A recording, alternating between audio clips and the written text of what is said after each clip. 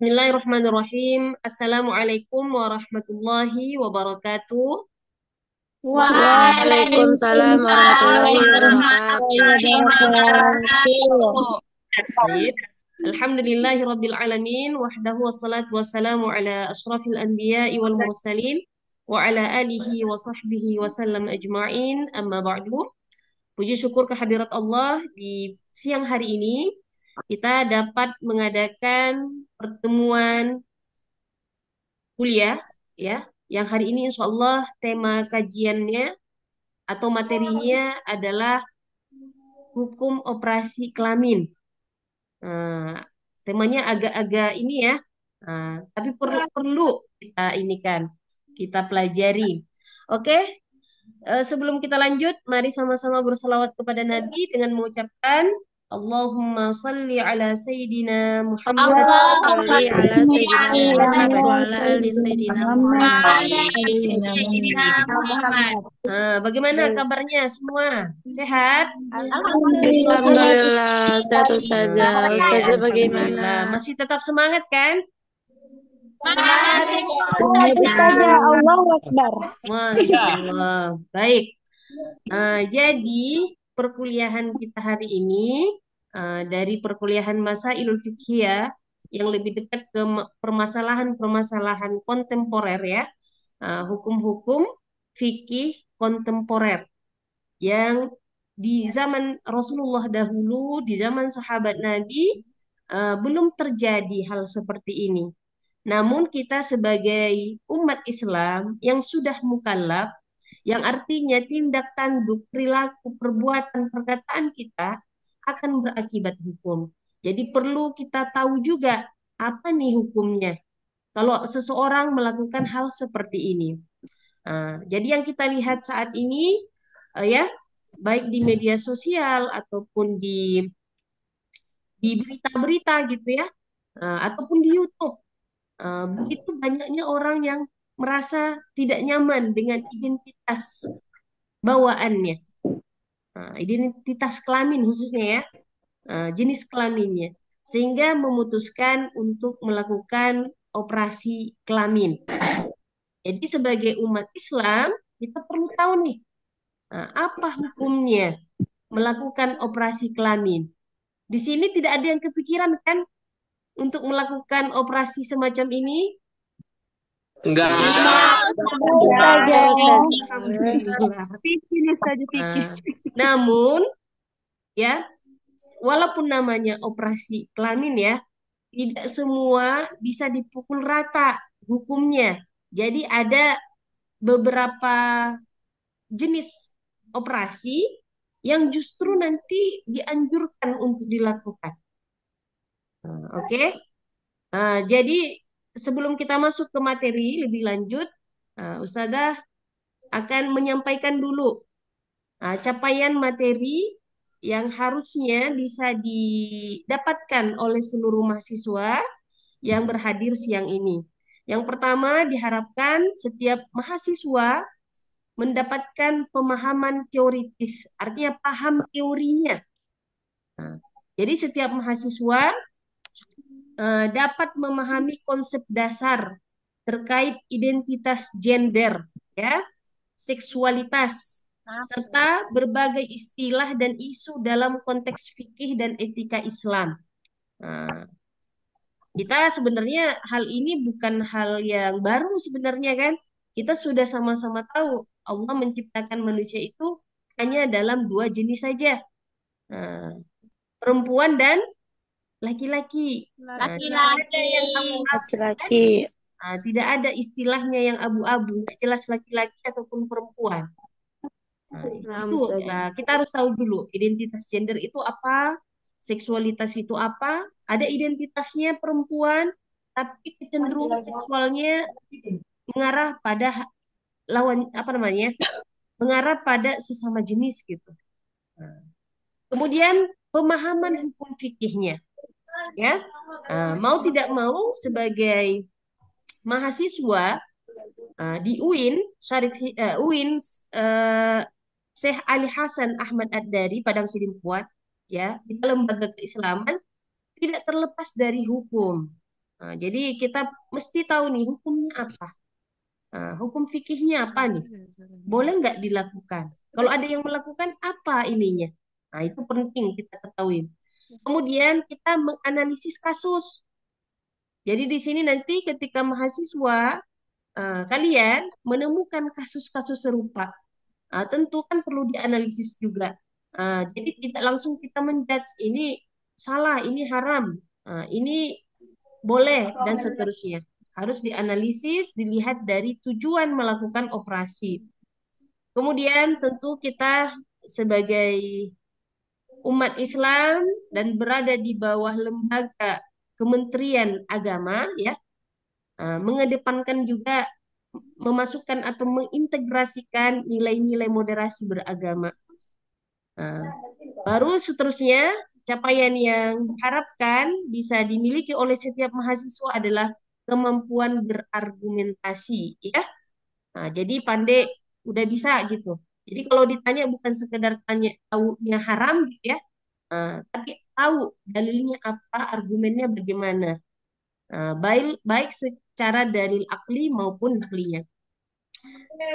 Izin Ibu share screen dulu ya. Bisa kita lanjut? Ada.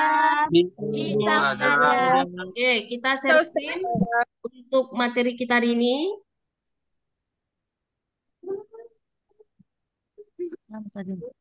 Kelompok. Nah, ini menakar maslahat operasi kelamin dalam hukum Islam. Ya, di sini kan tujuan syariat itu kan ini jalbul masalih atau darul mafasid. Mengambil manfaat atau menolak mafsadah kerusakan yang terjadi. Jadi setiap syariat yang dibebankan kepada kita pasti ada maslahatnya. Dan pasti ada tujuan untuk menghindarkan kita dari mafsadah, kerusakan. Misalkan nih, kenapa Allah perintahkan kita untuk berkurban?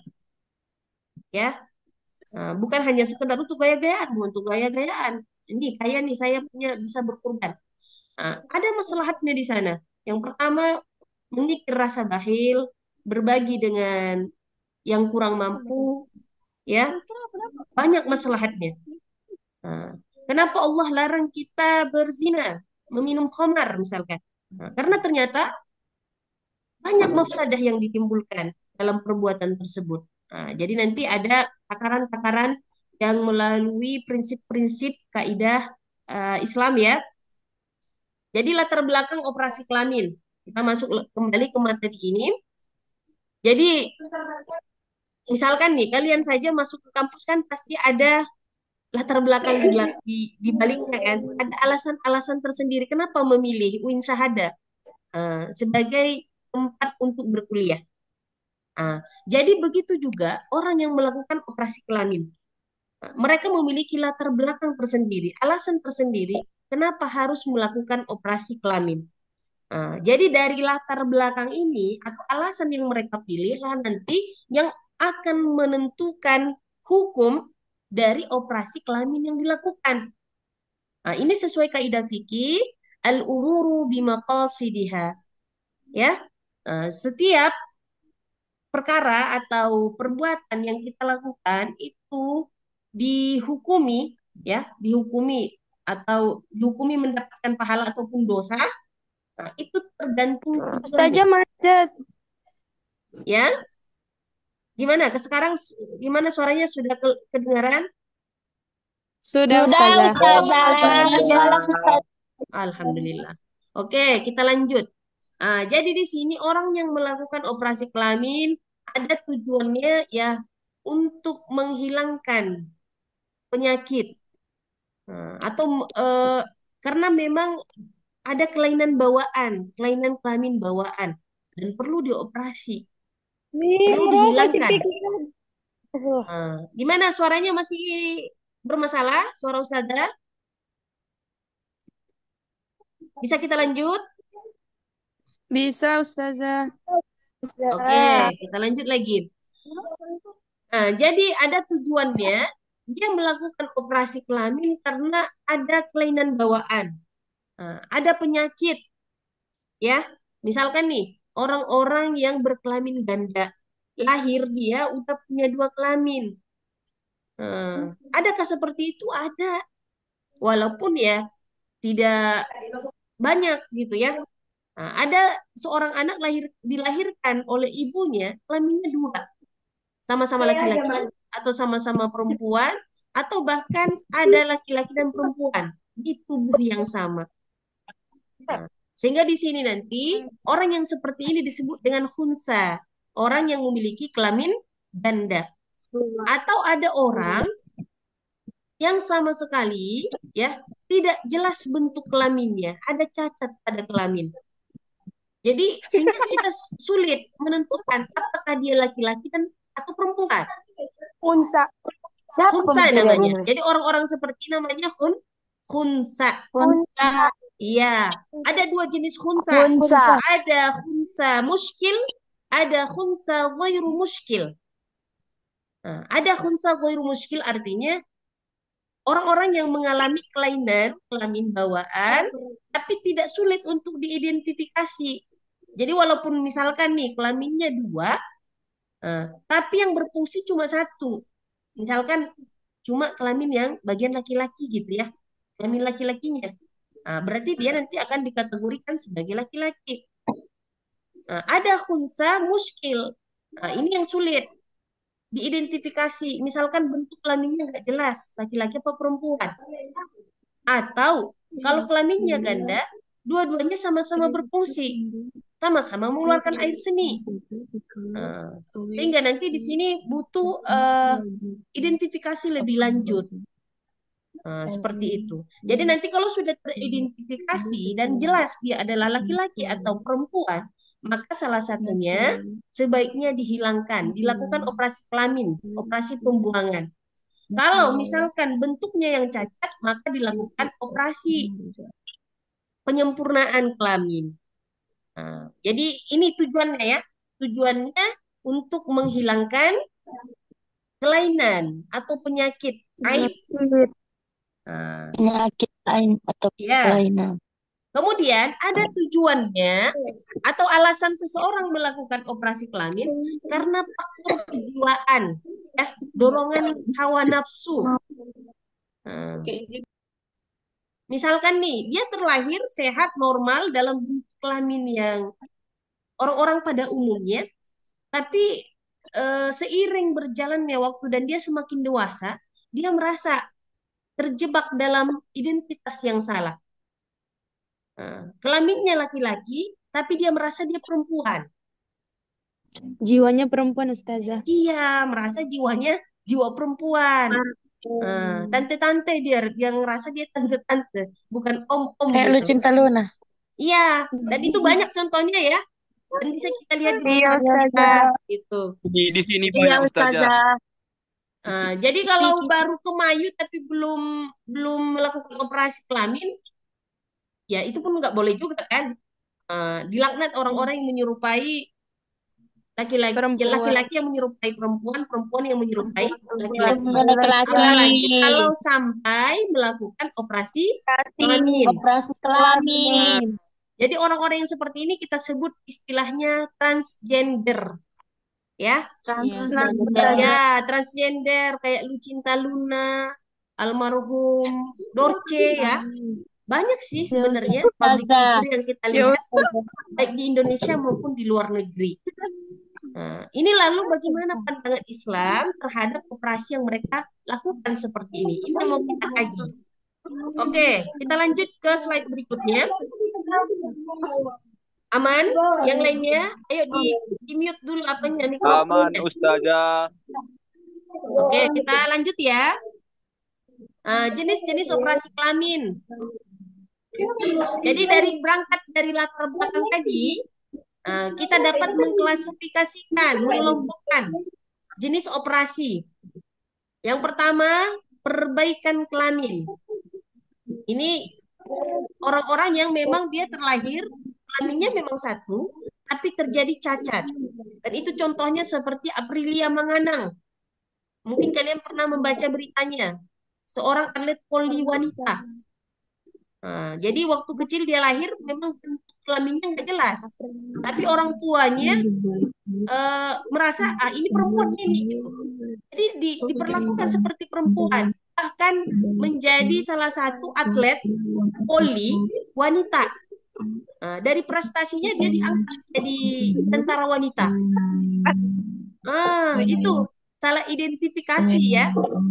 Ternyata si Aprilia ini merasa dia laki-laki gitu loh. Akhirnya melakukan dia laporan kepada atasannya, dilakukan lagi tes ya. Ada tes lagi di RSPAD, Rumah Sakit Angkatan Darat. Dan ternyata dalamannya semuanya 99% adalah laki-laki. Jadi tesnya termasuk itu tes psikolog, tes bagian organ dalam ya, menunjukkan dia adalah laki.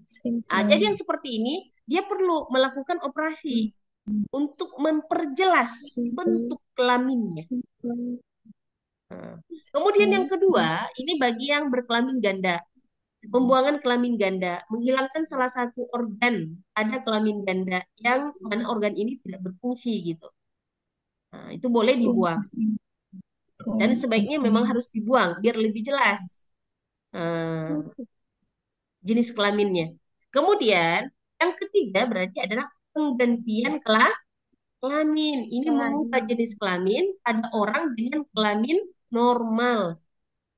Ini seperti kasusnya Lucinta, Lucinta Luna. Luna ya. Itulah contoh yang paling sering kita lihat mungkin di media sosial gitu. Kita ada ternampak kita kan. Lalu bagaimana fatwa MUI tentang operasi kelamin? Di sini disebutkan ya dalam fatwanya MUI telah mengeluarkan fatwa dan mengharamkan operasi kelamin, operasi pergantian kelamin, ya pergantian kelamin. Artinya tidak ada masalah. Yang bermasalah jiwanya. Ini haram. Kemudian dan membolehkan ya operasi penyempurnaan kelamin dan pembuangan kelamin ganda. Yang mana kelamin tersebut tidak berfungsi, hanya satu yang berfungsi. Alasan alasan pelarangannya termasuk dari Al-Quran ya. Jadi tidak hanya sekedar melarang, gitu, mengeluarkan fatwa haram-haram gitu ya. Pasti ada dalilnya atau landasan hukumnya. Dalam Al-Quran di surah An-Nisa disebutkan, A'udzubillahi minasyaitonirrajim, wala amurannahum fala yughayyirunna khalqallah. Jadi memang setan itu tugasnya dia akan terus eh, merayu kita ya untuk mengubah-ubah ciptaan Allah, mengubah bentuk alis, mengubah hidung, mengubah gigi, eh, mengubah apa yang sudah tercipta gitu ya, bahkan mengubah identitas. Tapi di sini jangan kita salahkan semua itu rayuan setan gitu ya. Nah, termasuk salah satunya adalah kitanya sendiri, hawa nafsu. Memperturutkan hawa hawa nafsu. Setan sendiri nanti iblis ketika di neraka dia tidak mau disalahkan juga, dia cuci tangan juga gitu. Kemudian begitu juga hadis-hadis Nabi banyak yang melarang gitu ya. La'ana Rasulullah sallallahu alaihi wasallam al-washimat wal mutafallijat wal mutanammisat al mughayyirati khalqallah. Jadi Rasulullah melarang orang yang bertato. Orang yang mentato dan bertato itu ya dilarang. Siapa lagi? Al-mutafallijat, orang-orang yang mengikir giginya. Giginya dikikir biar lebih rata atau lebih apa istilahnya mempercantik gitu istilahnya ya. Kemudian apa lagi? Al-mutanammisat, al-mughayyirat khalqallah. Orang-orang yang mengubah ciptaan Allah. Apalagi ini bentuknya apa namanya ya? Menjadi identitas diri gitu. Nah, itu semua udah sepakat keharamannya semua ulama. Nah, kita lanjut. Ini tadi dalil-dalilnya. Di Al-Quran surah Al-Hujurat ayat 13. Inna khalaqnakum min dzakari wa unsa wa ja'alnakum syu'uban wa qabaila lita'arufu. Nah, di situ kan ada inna khalaqnakum min dzakari wa unsa. Manusia itu hanya terdiri dari laki-laki dan perempuan saja. Jadi ketika kita terlahir dengan bentuk seperti itu, kita terima kodratnya dan syukuri kodratnya. Kemudian di surah An-Nisa tadi, larangan mengubah ciptaan Allah.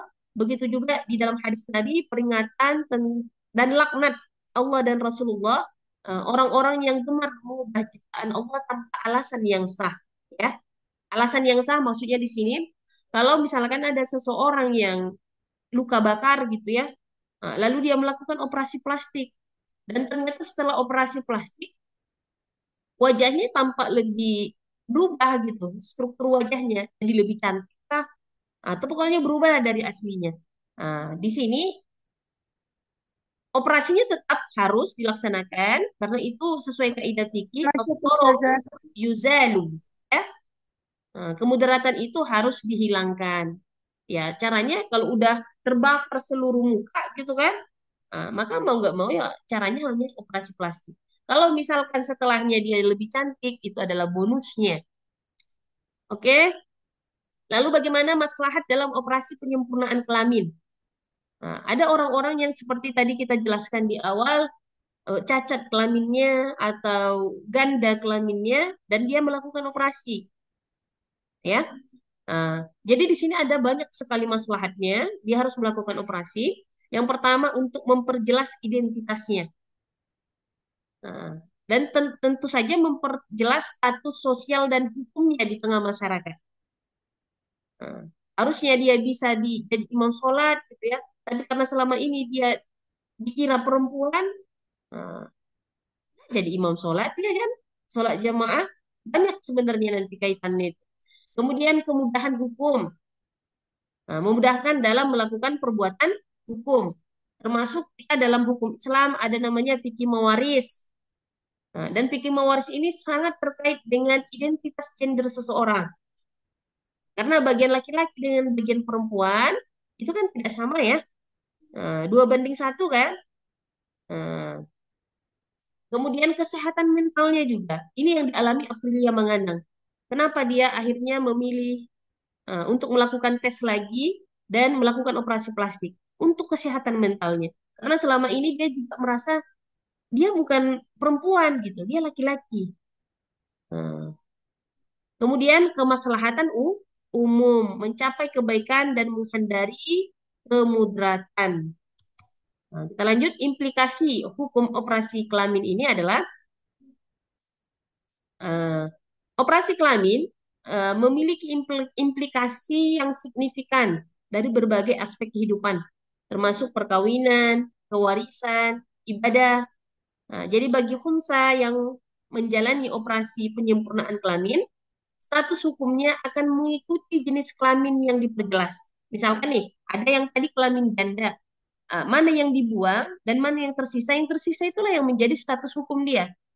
Yang misalkan yang dominan adalah kelamin perempuan, maka dia akan diakui secara hukum dan sosialnya sebagai wanita, sebagai perempuan. Nah, misalkan dalam pembagian waris, maka dia mendapatkan bagian waris sebagai seorang perempuan, ahli waris perempuan. Nah, kalau itu dalam hal pelaksanaan ibadah, nah, kita tahu kan sholat harus menutup aurat, maka dia menutup aurat dengan batasan aurat perempuan, gitu. Berbeda halnya dengan waria, ya. Waria yang menjalani operasi pergantian kelamin atau transgender, ya. Jadi mereka mau operasi berkali-kali pun ya, dia mau operasi kelamin, berganti kelamin, maka dalam Islam dia tetap dihukumi sesuai dengan kelamin asalnya. Nah, jadi kalau misalkan sholat dia tidak, misalkan nih dia awalnya laki-laki, lalu berubah jadi perempuan, berganti kelamin dia, pergi dia ke Thailand atau ke Korea, operasi di sana. Nah, pulang dari sana dia Muslim, dia perlu sholat, dia harus sholat gitu. Dia tidak mesti memakai mukena gitu ya. Nah, sama seperti wanita wanita Asia Tenggara pada umumnya saat melaksanakan sholat, dia tetap laki-laki. Jadi aurat sholat dia ya aurat sholat laki-laki. tidak perempuan. Begitu juga bagian warisnya. Begitu juga nanti kalau dia meninggal. Banyak nanti implikasinya ya secara hukum. Kemudian bagaimana pandangan ulama kontemporer dalam hal ini? Jadi misalkan Yusuf Qaradawi memberikan pandangan yang lebih rinci. Beliau mengatakan operasi penyempurnaan kelamin pada kasus khunsa itu boleh. Tapi haram pada kasus waria yang ingin mengganti kelaminnya. Nah, jadi pandangan ini berdasarkan pada kaidah fikih mengembalikan sesuatu pada tempatnya, pada asalnya, dan meletakkan sesuatu pada tempatnya, bukan mengubah ciptaan Allah. Ya. Jadi poin-poinnya keseimbangan, penyempurnaan, ada larangan untuk merubah kelamin dan mengembalikan sesuai dengan fitrah kita masing-masing. Jadi perlu juga ada pertimbangan maslahat dan mafsadatnya ya di dalam operasi itu. Jadi operasi penyempurnaan kelamin membawa maslahat karena memperjelas identitas dan menghindari kesulitan dalam kehidupan sosial dan hukumnya. Sementara kalau operasi pergantian kelamin ini akan membawa mafsadat. Yang pertama karena bertentangan dengan fitrah, kodrat, dan pastinya nanti akan menimbulkan masalah dalam perkawinan dan keturunan. Buatlah contoh, misalkan dulu anak-anak mengenal bapak ini adalah ayah mereka. Lalu tiba-tiba si ayah di umur 50 tahun atau 45 tahun gitu ya, eh, melakukan operasi kelamin. Dia merasa dia perempuan. Eh, Akhirnya bingung kan? Ini mana ayahnya, mana mamahnya gitu. Jadi kesimpulannya adalah berdasarkan kajian yang sudah kita paparkan tadi, ya operasi itu eh, dilihat hukumnya berdasarkan tujuan operasinya. Jadi kalau tujuannya untuk perbaikan, maka hukumnya boleh. Tapi kalau tujuannya melakukan perubahan atau pergantian kelamin, hukumnya adalah haram. Oke, sampai di sini ada yang ingin ditanyakan?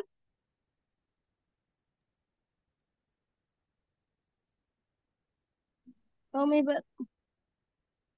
Boleh bertanya, silakan. Ana Ustazah. Silakan. Allah. Silakan Umi. Umi, Dian siapa nih duluan? Umi Ustazah. Umi, silakan Umi. Kan Ustazah, sabar Ustazah. Waktu kita tinggal Kan 9 menit lagi nih. ada orang yang tidak nyaman dengan dirinya kan Ustazah. Kayak contohnya kalau misalkan kami bilang itu saja kayak boti itu kan Ustazah. Iya. Nah, itu disebut dengan disforia gender Ustazah. Iya. Yang dimana disforia gender itu kondisi seseorang merasa tidak nyaman atau tertekan dengan ketidaksesuaiannya antara identitas gendernya Ustazah. Ya. Cara ia memahami dirinya sendiri sebagai laki-laki ataupun perempuan. Nah Ustazah, jadi apa pandangan fikih tentang operasi kelamin bagi orang yang mengalami disforia gender Ustazah? Itu kan Ustazah, dia demi kesehatan mental dia gitu Ustazah. Oke. Nah, jadi dia melakukan perubahan. Oke, langsung Ustaz jawab ya sebelum masuk ke pertanyaan kedua. Jadi dalam hal ini dia perlunya itu ke psikolog ya. Sesuai tadi apa yang dirinci oleh Yusuf Qaradawi, kita bukan untuk mengubah, tapi mengembalikan kepada fitrah. Jadi orang-orang yang mengalami disforia gender ya, ada tekanan psikologis gitu ya bagi dia. Kalau dia ini salah identitasnya, maka yang harus dia lakukan bukan operasi kelamin, tapi adalah ke psikolog. Ke psikolog dia perginya, ke psikolog dan juga kepada orang-orang yang paham ilmu agama yang bisa membimbing dia untuk menghilangkan apa namanya tekanan mental tadi ya, beban psikologisnya. Tapi kalau untuk melakukan operasi kelamin di sini tidak bisa menjadi apa istilahnya menjadi pembenaran gitu. Bukan pilihan. Nah, harusnya seseorang dikembalikan, dibantu. Jadi memang harus ada support system gitu ya, dari keluarga, dari teman-teman untuk mengembalikan dia kepada fitrah. Namanya Fitrahnya. penyimpangan, itu namanya penyimpangan, Ya. bukan malah dijebloskan untuk terus menyimpang gitu. Tapi justru dibantu agar kembali kepada jalan yang lurus. Ibaratnya seperti itu ya, kepada fitrahnya. Mungkin seperti itu jawabannya ya. Tapi Ustazah kalau dia udah ke psikologi juga Ustazah, tapi nggak bisa ngebantu juga, itu gimana Ustazah? Dia malah kayak merusak mentalnya gitu Iya sih. Ustazah. Tetap saja tidak ada pilihan untuk menjadi pembenaran Orang untuk yang melakukan operasi kelamin. operasi gender. Mm-mm. Nah, Ustazah. Namanya penyakit, setiap penyakit pasti ada obatnya. Pasti nanti dicari apa yang bisa mengurangi beban mentalnya. Entah dia bergaulnya dengan orang-orang yang soleh dulu, jangan dulu dengan sekumpulan manusia yang sama seperti dia. Itu makin parah nanti. Jadi perlu nanti dicari atau dilihat tahapan-tahapan yang bisa mengurangi atau membantu dia keluar dari beban mental seperti itu. Tapi bukan berarti bisa melakukan operasi kelamin. Kelamin. Iya, jadi transgender tidak. Nah, Oke, Dian, ada tadi pertanyaan Dian? Gimana Dian? Tadi dia raise hand. Nah, Saya Ustazah. silakan. Mana si Piki apa Dian dulu nih? Dian Coba dulu Vicky. Ustazah. Dian. Silakan Dian. Tadi kan Ustazah ada bilang merubah gigi itu dilarang. Jadi kayak mana kalau orang yang make behel? Pakai behel. Nah, atau kalau tujuannya untuk kesehatan, untuk menghilangkan aib, misalkan aib itu termasuk ya yang membuat kita nggak pede. Misalkan nih dungilon, tahu dungilon? Terlalu maju giginya gitu ya. Oh, Iya, terlalu maju atau ini. Itu kan menjadi aib juga itu kan. Menjadi cacat. Jadi sesuatu yang cacat penyakit boleh dihilangkan dengan behel. Aslinya kan dulu giginya nggak gitu, bagus ya giginya. Cuma mungkin waktu kecil dia suka digigit kan, apa namanya, semacam itulah kalau kalau istilah orang ya. Sehingga giginya jadi maju gitu. Tapi kalau giginya baik-baik aja lalu dia berbehel, tentu saja nanti kembali ke kaidah al-umuru bimaqasidiha. Jadi kalau tujuannya hanya untuk berhias, mempercantik diri, ya, maka ini ulama mengatakan tidak boleh. Kalaupun nanti ada yang membolehkan, maka hukumnya makruh, tidak langsung membolehkan secara umum. Tapi kalau tujuannya itu tujuan medis, misalkan dengan giginya yang tumpang tindih gitu ya, nggak rapi tumbuhnya, sehingga dia sulit makan, sulit mengucapkan huruf-huruf dalam bahasa Arab saat mengaji, eh, sulit jadinya berbicara, terutama saat baca Al-Quran, maka dalam hal ini diperbolehkan. Jadi kembali kepada tujuan dan niat masing-masing. Begitu kiranya Dian. Silakan Vicky, sebelum kita tutup ini satu lagi. Nah, baik Ustazah. Di sini Heeh, saya bertanya Ustazah tentang ya. Lucinta Liun ini. Apa pula cinta lu Dia kan cinta Luna? Ya, kenapa dia? dia kan sudah mengganti alat kelaminnya dari laki-laki ke Ya, perempuan ini Ustazah. ya, Jadi dia hukum sholatnya itu mengikuti perempuan atau kembali kepada asalnya Ustazah. tetap laki-laki. Jadi semua kaitan akibat hukum dia tetap laki-laki. Pembagian waris dia, kalau misalkan dia jadi ahli waris, maka dia bagian laki-laki. Sholatnya juga tetap ya batasan aurat laki-laki. Tidak harus memakai, tidak boleh justru dia memakai mukena gitu ya, karena akan menyerupai perempuan. Nah, makanya bingung nih. Jadi kalau lu cinta Luna dibuat dia di asrama laki-laki, kita takut gitu ya. Dibuat dia di asrama perempuan, kita juga takut. Jadi implikasi sosialnya juga ya memang luar biasa gitu. Maka dalam hal ini dipikirkan, jangan mengambil keputusan sembarangan, apalagi terkait dengan masalah identitas diri kita sebagai perempuan ataupun laki-laki. Mungkin kiranya untuk hari ini kita cukupkan dulu ya. Mudah-mudahan Syukron. bermanfaat pertemuan hari ini dan kita semua diistiqomahkan dalam identitas bawaan kita masing-masing dari sejak lahir. Ya, jangan ada yang kepikiran mau berubah. Kalaupun berubah jadi Power Rangers aja lah mungkin. Takutnya Ustazah karena Vicky Solo cowok Ustazah berubah. Jangan. Tetap konsisten dan semakin giat belajar ya. Terima kasih atas partisipasinya. Mudah-mudahan bermanfaat. Kita akhiri dengan membaca hamdalah dan doa kafaratul majelis. Alhamdulillah. Subhanakallahumma wa bihamdika asyhadu an la ilaha illa anta astaghfiruka wa atubu ilaik. Wassalamualaikum warahmatullahi wabarakatuh. Waalaikumsalam warahmatullahi wabarakatuh. Oke, sudah boleh meninggalkan ruang Zoom kita ya. Sampai berjumpa pekan depan. Afwan. Terima kasih Ustazah. Ya, sama-sama.